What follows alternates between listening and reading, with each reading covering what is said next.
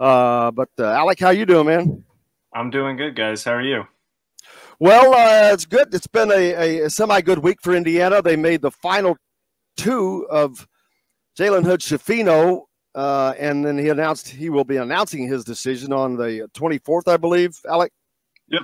Yep. Next Tuesday. So we're less than we're just days away from that. And then Noah Clowney announced Indiana in his final five as well. Another good sign. And man, if they could get those two recruits, that would pretty much solidify a pretty damn good recruiting class. Yeah, I think you look at those have been the two kind of top of the line for Indiana over the past 3-4 months. Obviously, Jalen Hood-Schifino has been the top guy for now most of the summer for Indiana. And honestly, ever since Mike Woodson and that new staff took over, they really started to prioritize him almost immediately. And it's obviously paid off. And I think Indiana fans are going to be pretty excited about the potential to have him when he does make that announcement. It's down between Indiana and Tennessee at this point. I don't want to say all signs, but a lot of the signs at this point are pointing towards Indiana for him to join the Hoosiers for next year. So it should be a good backcourt, obviously opening together with the potential for him and Tamar Bates in that backcourt, leading them in 2022, which would be extremely exciting and just entertaining to watch from an Indiana perspective.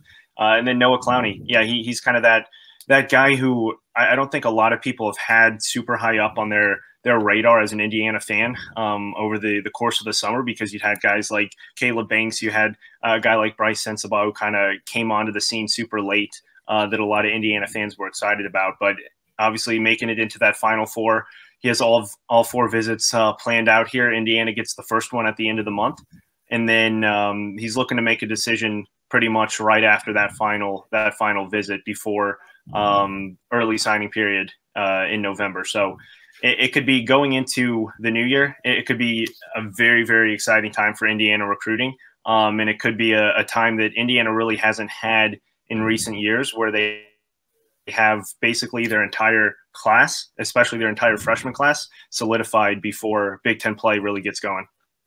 And you mentioned what Jalen Hood-Schifino would bring to the backcourt alongside of Tamar Bates. Noah Clowney, what would he bring to this team, thinking about what might be leaving and what might be left? Yeah, definitely. I mean, you look at the front court and still a lot of question marks around who's going to be there next year and how deep that backcourt is going to be next year. Caleb Banks provides a little bit at that kind of hybrid four position, but you needed a true big, and that's exactly what Noah Clowney is. 6'10" big guy who can protect the rim. Doesn't have an extremely versatile game as of right now. He sees most of his action come, about 15 feet and in. Terrific rebounder though, and terrific shot blocker, and that's what you need in the Big Ten. That's what you need in college basketball, regardless of who's on your team, is someone who can rebound and defend the rim.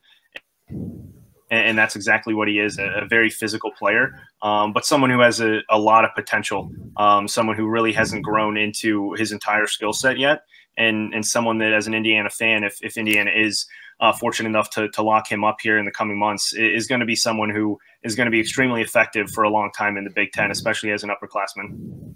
Charlie, while we didn't get to watch anything from the Bahamas, everything was out as far as the buzz, the talk, the stats. You could tell what happened. You know what everybody did.